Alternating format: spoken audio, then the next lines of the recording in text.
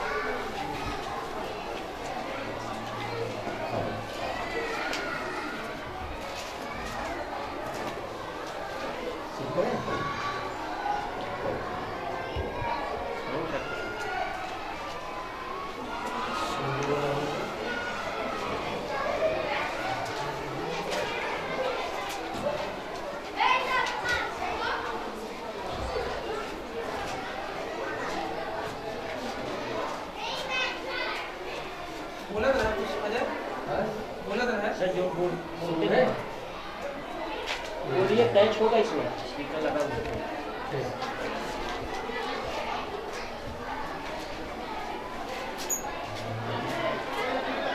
तो बच्चों आज आप लोग जो है जो दो अज्ञात राशि वाले रैखिक समीकरण तो जो है सीखेंगे। इसमें कैसे अज्ञात राशियों को जो है ज्ञात किया जाता है। इसके बहुत सारी विधियाँ हैं जिसमें एक विधि है विलोपन विधि और प्रतिस्थापन विधि भी है। तो आपको मैं विलोपन विधि से सॉल्व करना सिखाऊंगा, ठीक है? तो इसमें क्या है, ये समीकरण इस तरह से दिए रहते हैं, आपको इस तरह से लिखा रहेगा समीकरण 1 और ये रहेगा समीकरण 2। इन समीकरणों को एक जगह लिख देंगे। पहले 7x - 2y = 1 और 3x + 4y = 2।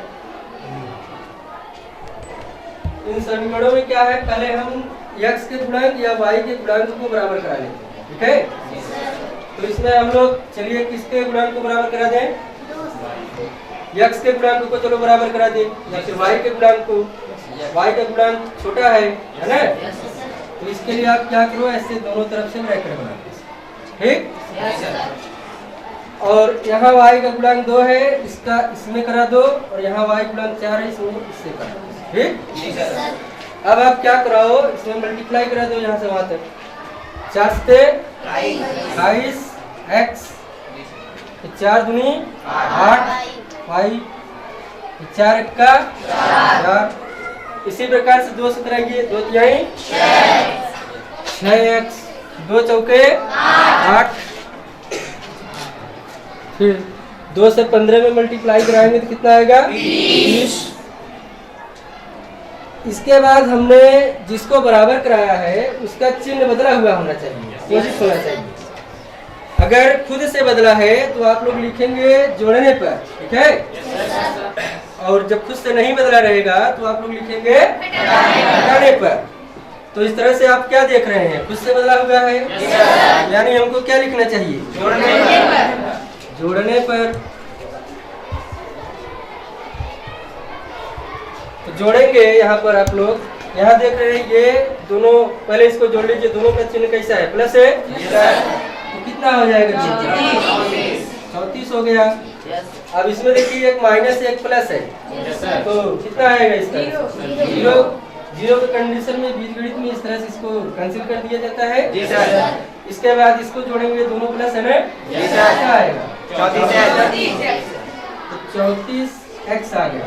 अब इसके बाद पक्षांतर आप लोग अच्छे से सीखे हैं, तो x = हो जाएगा, यहाँ पर 34 है, 34 की ये पार्ट में चला जाएगा, इसको कैंसिल करेंगे, इसका डिवाइड इसमें करेंगे, 1 टाइम जाएगा।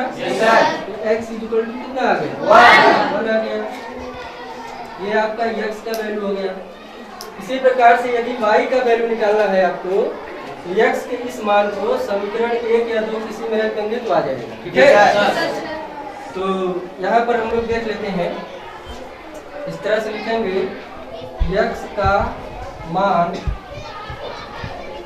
समीकरण किसमें रख देंगे? एक में रख देते हैं, एक में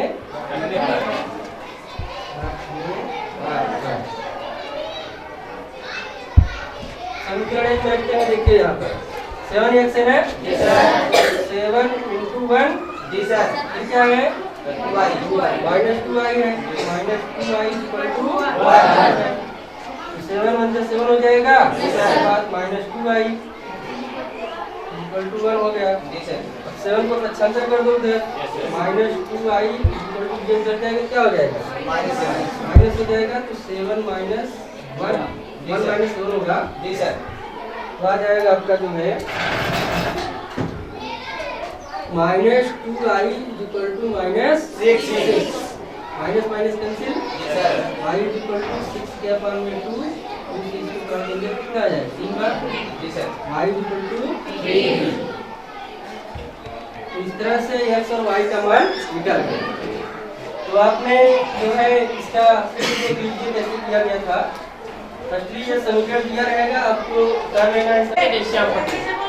तो आप ये देख रहे हो यहाँ पर जो है इसका गुणांक जो है यहाँ पर 2 यहाँ कर दिया गया है और 4 यहाँ कर दिया गया है, ठीक है। तो फिर क्या है कि फिर इसका इसमें मल्टीप्लाई कराएंगे तो इस तरह से आप देख पा रहे हो 4 से 28, 4 दूनी 8, 4 का 4। इस तरह से जो है फिर इसका मल्टीप्लाई करा देंगे इस ब्रैकेट में, क्योंकि ब्रैकेट और संख्या के बीच में क्या होता है यहाँ पर गुणा माना जाता है, इसलिए हम लोग यहाँ गुणा करेंगे और इसके बाद इस तरह से इसका 2 तिहाई 6 और 2 चौके 8, फिर 2 से 15 करेंगे, कितना बन जाएगा 30 बन गया। फिर इसके बाद वही बात हो गया यहाँ पर इंग्लिश ग्रामर में टेंस के बारे में बताया जा रहा है। इसके बारे में बताया जा रहा है टेंस। टेंस का अर्थ क्या होता है? काल।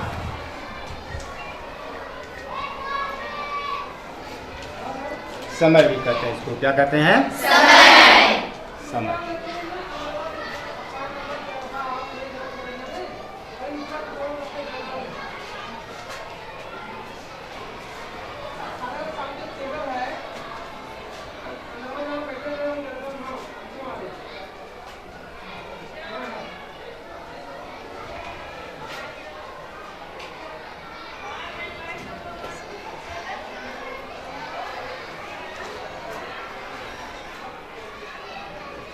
सर आप बोलते रहिए। हाँ।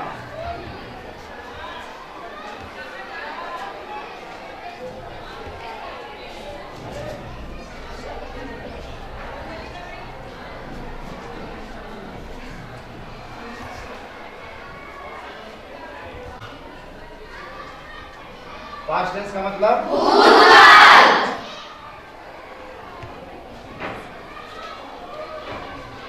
और फ्यूचर टेंस का मतलब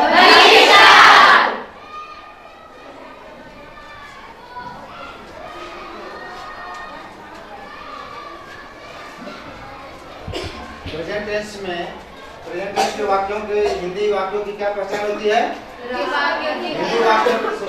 हिंदी वाक्यों के अंत में होता है, ता है, ती है, ते हैं शब्द आते हैं।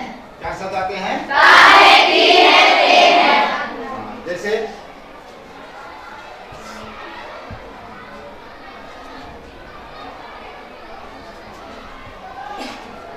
वह स्कूल जाता है।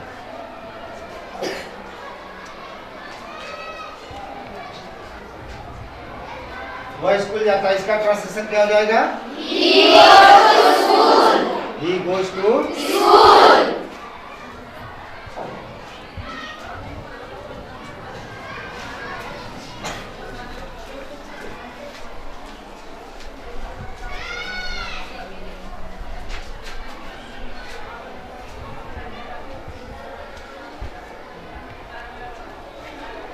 इसका निगेटिव बनाने के लिए क्या नियम है मालूम है?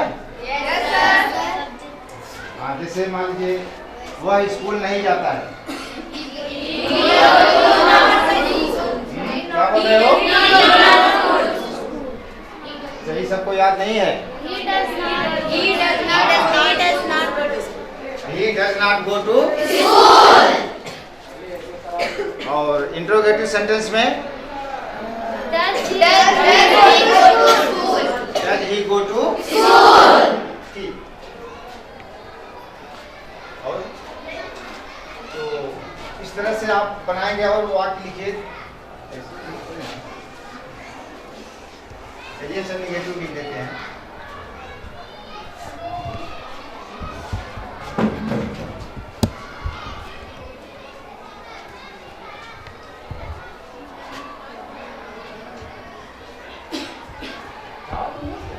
राम स्कूल नहीं जाता है।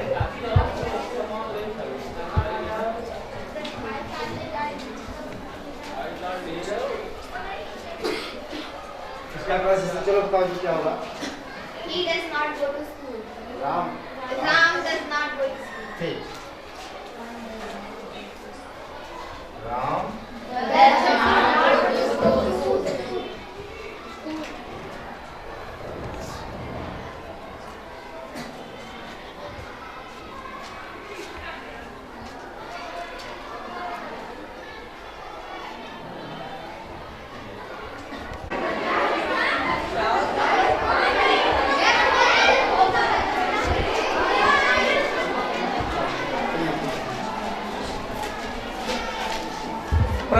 indefinite tense change into past indefinite tense. Note down. Present indefinite tense change into past indefinite tense. Present indefinite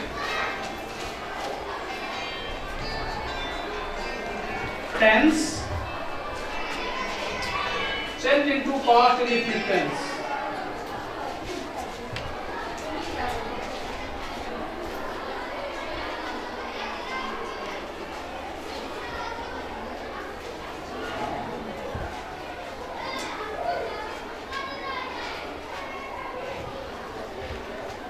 ये जो है present indefinite tense change into past indefinite tense.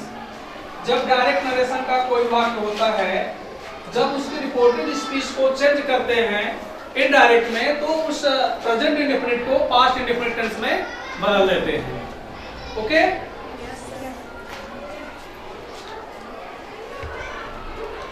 अब जो है एक एग्जांपल मैं दे रहा हूं, एक एग्जांपल से आपको समझा रहा हूं, कोशिश करिए आप समझने की। Radha said to Meera,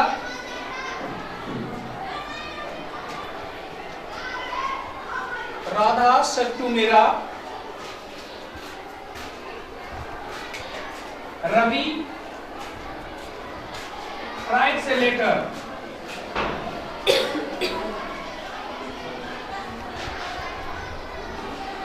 Ravi writes a letter. जैसा कि मैं पहले ही आपको बता चुका हूं, डायरेक्ट इनडायरेक्ट बनाने के जो जनरल रूल्स होते हैं उसमें said to change into told, comma and inverted comma change into conjunction direct. और टेंस में भी मैंने आपको यहां दिया हुआ है present indefinite tense change into past indefinite tense. तो आप अच्छी तरह जानते हैं प्रेजेंट इंडेफिनिट टेंस को पास्ट इंडेफिनिट टेंस में कैसे बदलते हैं। कितने लोग जानते हो इसमें? 1 2 3 4, बहुत अच्छे, शाबाश। आप बता दीजिए इसको, पूरा वाक्य आप इनडायरेक्ट में चेंज करवाइए। स्लोली, थोड़ा लाउड वॉइस में। राधा बोलो बेटा। Meera read, Ravi wrote a letter, बहुत अच्छे, wrote a letter, बहुत बढ़िया आपका जवाब है। इनके लिए जोरदार एक ताली होनी चाहिए। नेक्स्ट सेंटेंस है, इसी का निगेटिव है।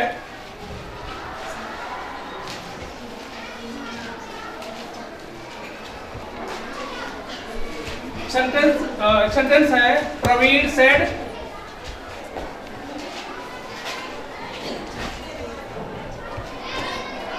To Rahul,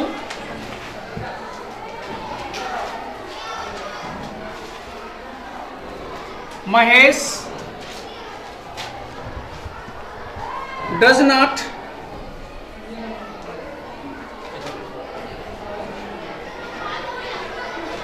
fly a kite.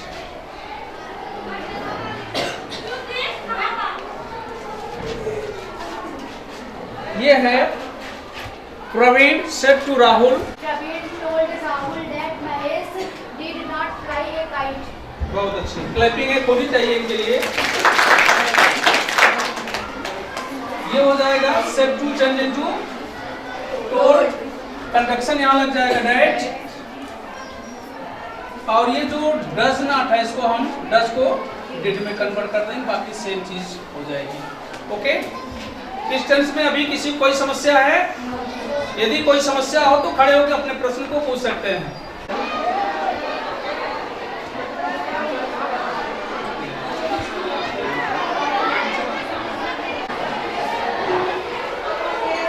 आप लोग अगर साथ रहेंगे ना तो आप लोगों का भी वीडियो बनवा देंगे।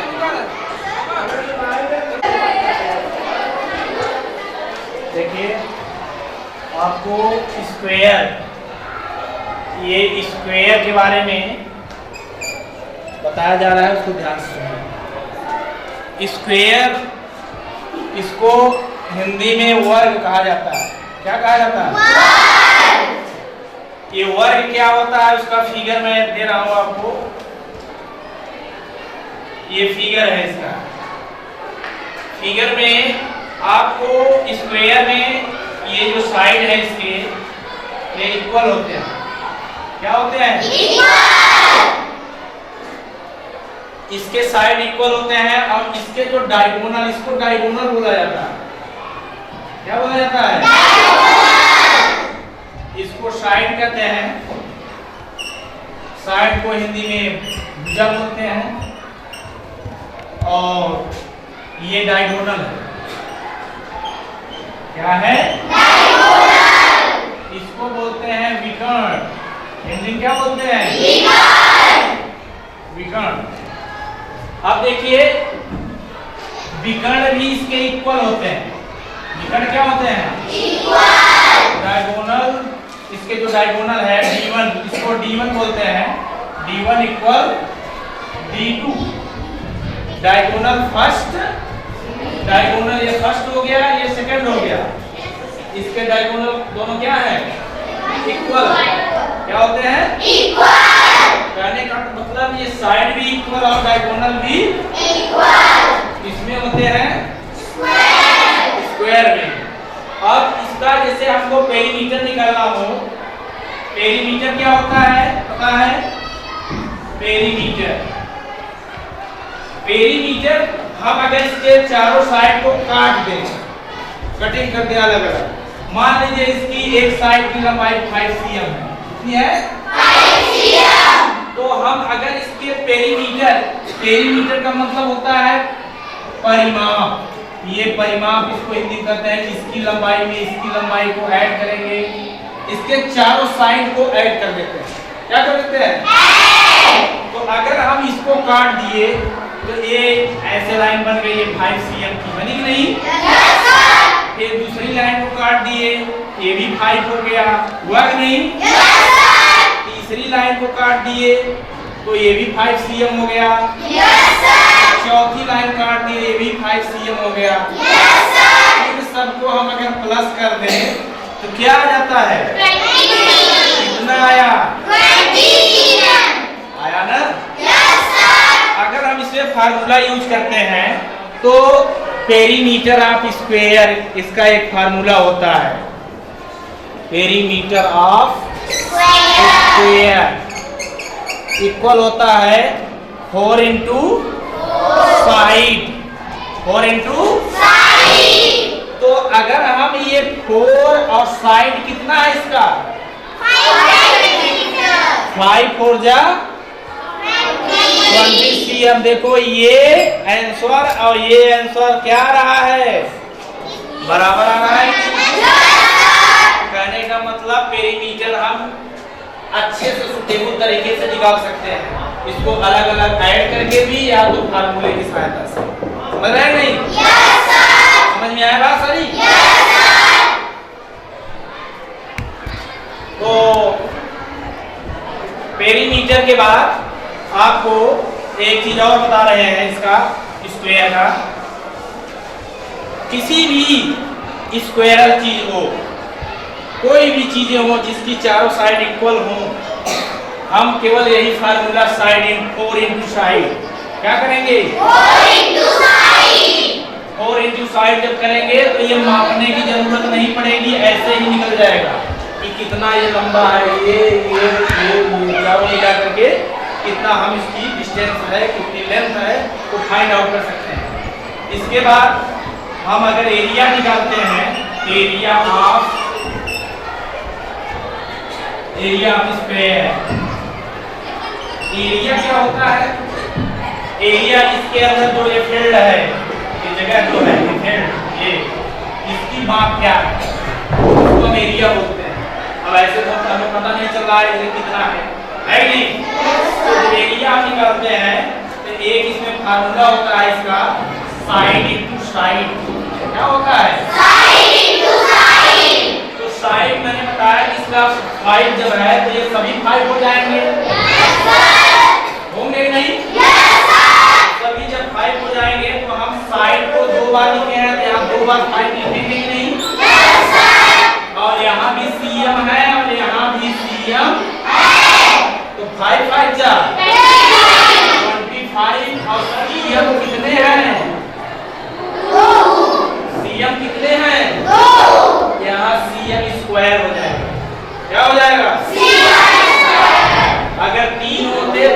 टू क्यू या 3 हो जाता। अगर 4 cm होते तो 4 हो जाता, 4 यहाँ हो जाता। करके उत्तल दर्पण की फोटो। इसके लिए क्या है आवश्यक उपकरण? प्रकाशीय बेंच, उत्तल दर्पण, उत्तल लेंस, 2 पीने और ऊर्ध्वाधर स्टैंड। ठीक, देखिए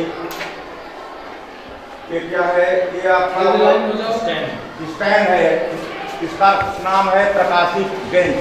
ठीक, और ये जो है ऊर्ध्वाधर स्टैंड है, 4 थे, 1 2 3 4। 2 में क्या है पिन है लगा हुआ है, एक में क्या है उत्तल लेंस है और एक में उत्तल दर्पण हाथ में लगा उठाइए, हुआ है। पिन को हाथ में उठाएंगे, हाथ में उठाइए। ठीक है ना, ये क्या है पिन है, हाथ में उठाइए, एक पिन है, एक में और कुछ समय तक वो ले क्या लेंगे। है वो भी पिन है। एक क्या है उत्तल लेंस है और एक क्या है उत्तल दर्पण है। तो पहले जो है उत्तल लेंस को यहाँ पर रखेंगे, ठीक है ना। रखने के बाद इसको देखेंगे कि उल्टा बन रहा है, इसका इसका उल्टा यहाँ पर उल्टा बन रहा है, देखना है ना। देखिए आप लोग, देखिए बन रहा है, देखो देखो उल्टा बन रहा है, नहीं बन रहा है ना, बन रहा है। पिन उल्टी दिखाई दे रही है। यही ऑब्जेक्ट जिसको कहा जाता है, स्पिन को ही क्या कहा जाता है? यही वस्तु है। उल्टा नहीं दिखाई दे रहा है, तो नहीं कोई आगे पीछे हो जाओ थोड़ा सा, दिखाई दे रहा है। नहीं देखो बहुत नजदीक से देखो, नहीं दिखाई दे रहा, थोड़ा दूरी से आ जाओ, देखो हाँ दिखाई दे रहा है ना, उल्टा है ना। इसको और देखना, आगे देखो।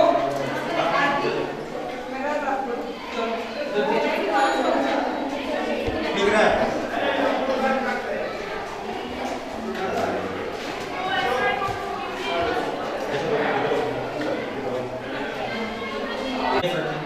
नहीं, इसको भी रखिए, एक तीसरा पिन दीजिए, कर दीजिए।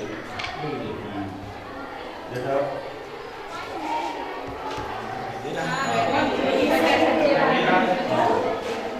नहीं है। हाँ इसमें दोनों मिरर और लेंस हाँ, दोनों ठीक है ना।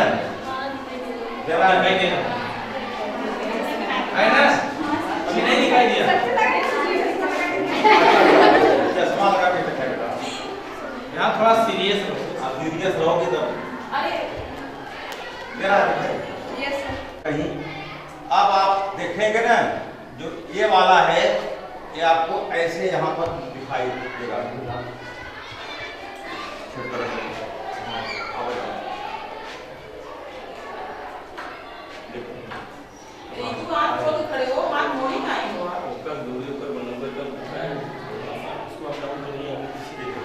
फोकस दूरी बना रही है।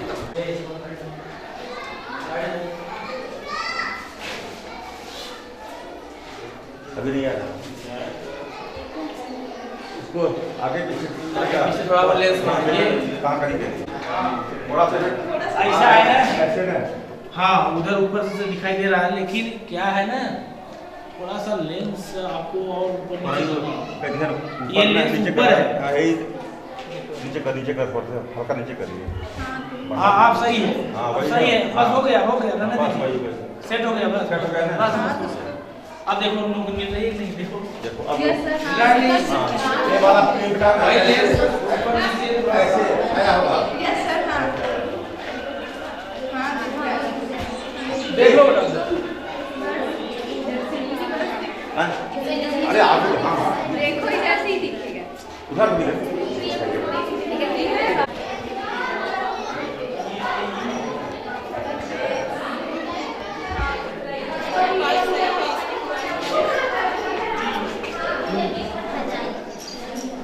दिए गए मिश्रण से अम्लीय मूलकों को ज्ञात करना।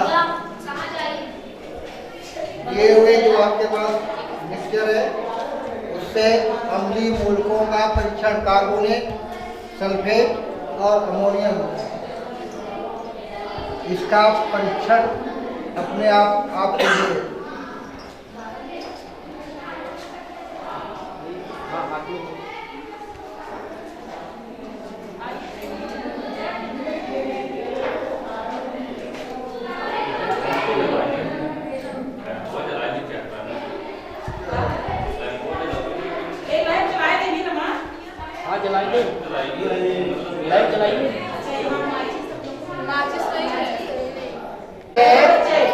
दिए गए मिश्रण से अम्लीय मूलकों का परीक्षण करना।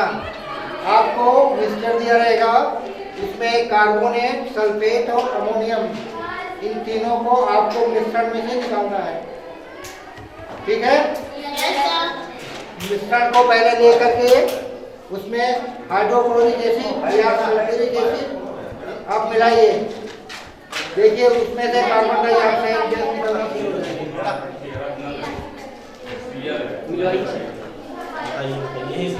यही इंस्ट्रक्शन दीजिए, वहाँ तक सुनाई देगा ना। मिलाइए।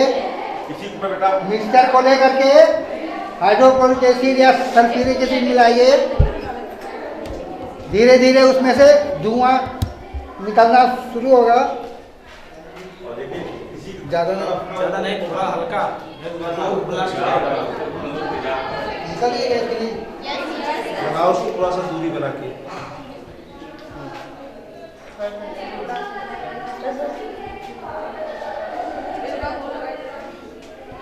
बस थोड़ा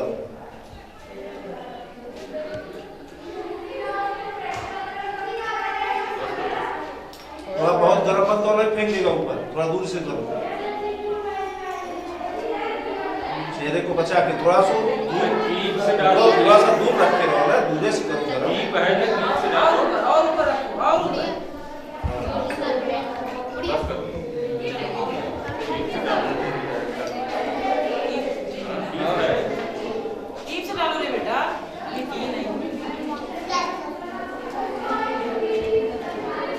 उस पर।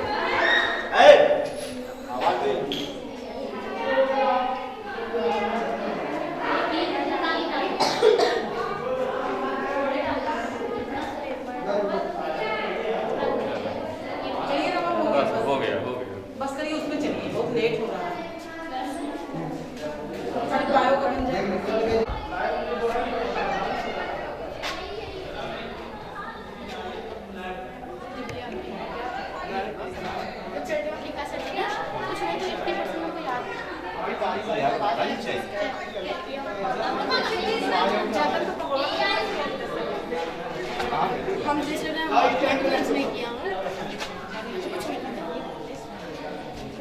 अभी वीडियो बन जाएगा। चले देखिए, हम लोग मोनोकाट स्टेम की आंतरिक संरचना का अध्ययन करेंगे। तो इसके लिए आपका उद्देश्य है एक बीजपत्री तने मोनोकाट स्टेम की आंतरिक संरचना का अध्ययन करना।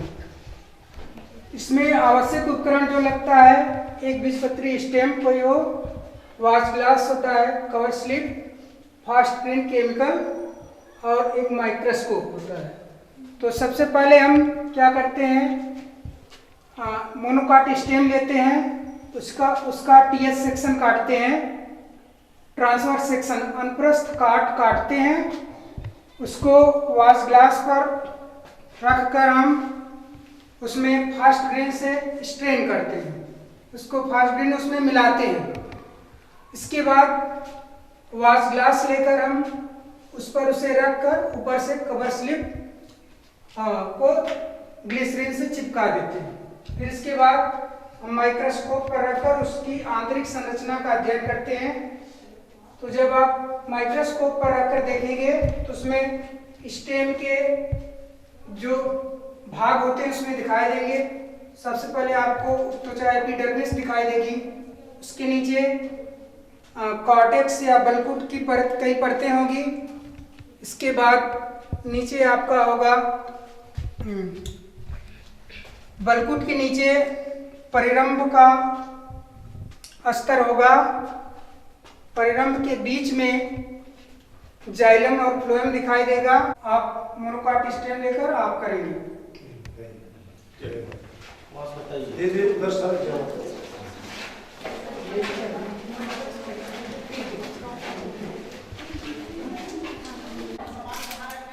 अब इसका हम टीएस सेक्शन काटेंगे।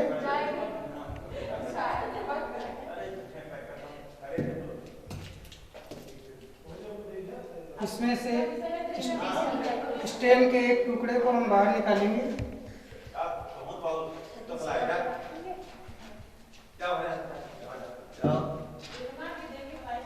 एक वॉच ग्लास लेंगे, इसमें से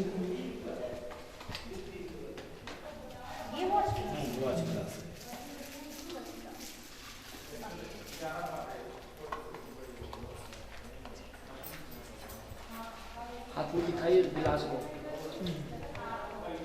देखिए मोनोकाट स्टेम है, ये वॉच ग्लास है। इसमें हम इसका टीएस सेक्शन काटते हैं, ऐसे अनुप्रस्थ काट। तो इसको बहुत बारीक हम ऐसे ब्लेड से काटेंगे।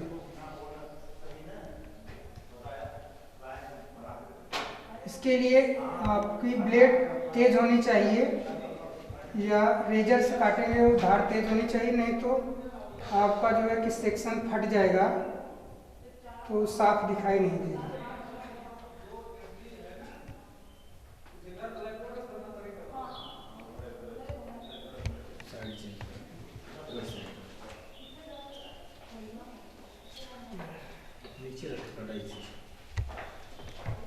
कटिंग लेकर इसमें हम ब्रश से धीरे धीरे फास्ट ग्रीन को मिलाते हैं, थोड़ा थोड़ा। हाँ, सीधे शीशी से नहीं डालेंगे, नहीं तो बहुत ज़्यादा हो जाएगा। फास्ट ग्रीन इसलिए मिलाते हैं कि ताकि इस आंतरिक संरचना स्पष्ट रूप से दिखाई दे। फास्ट ग्रीन मिलाने के बाद इसको ब्रश से निकाल कर हम माइनर वॉच ग्लास पर रखेंगे, छोटे। ये देखिए, ये वॉच ग्लास है आपका, ठीक ना।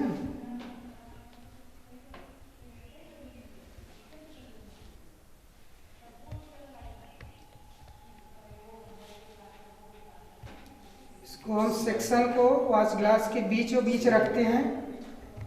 इसके बाद इसका स्लाइड बनाते हैं।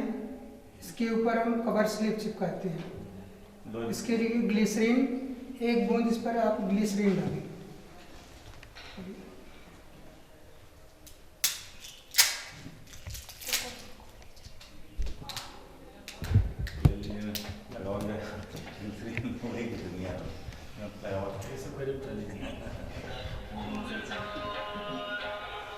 धीरे से एक बूंद ग्लिसरीन गिराते हैं।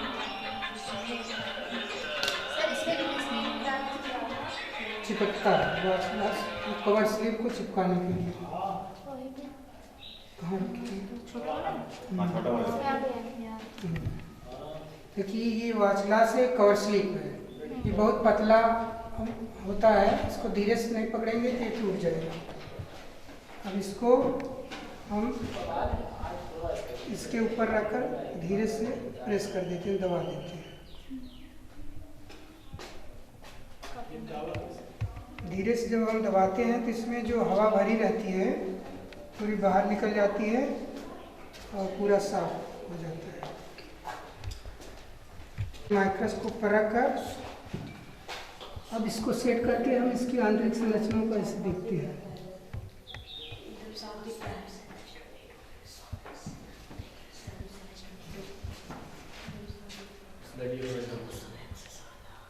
सेंटर में होना चाहिए ना,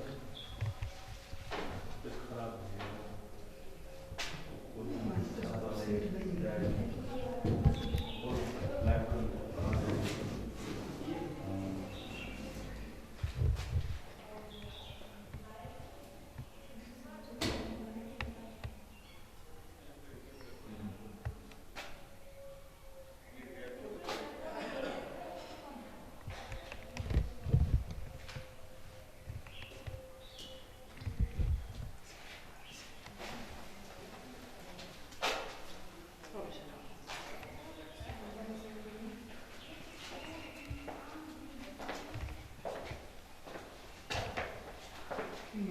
इसको भी ऐसे ही। चलो सर जी देख लेंगे।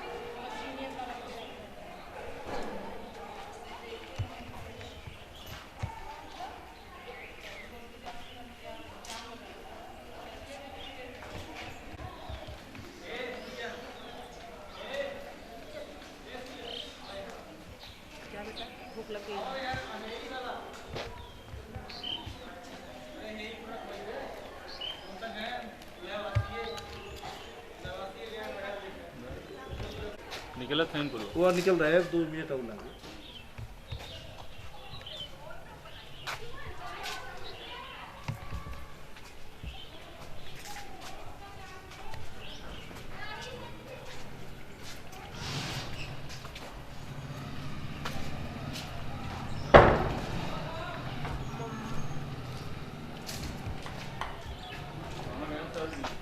बैठा रहा होते हैं टेबल पर।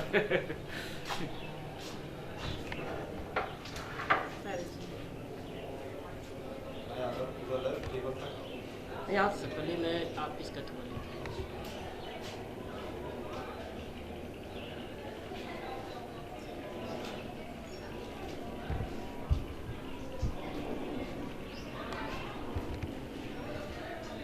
ऊपर भी दिखा दे पूरा। खींच लो यहीं से खींच लो ना।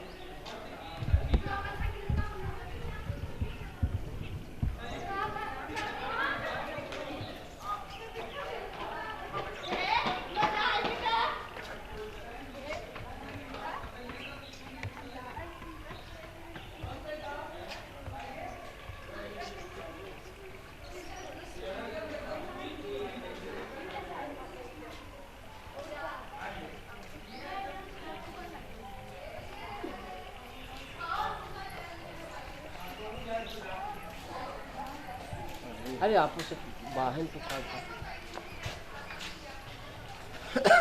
कस्टम गेट पे भी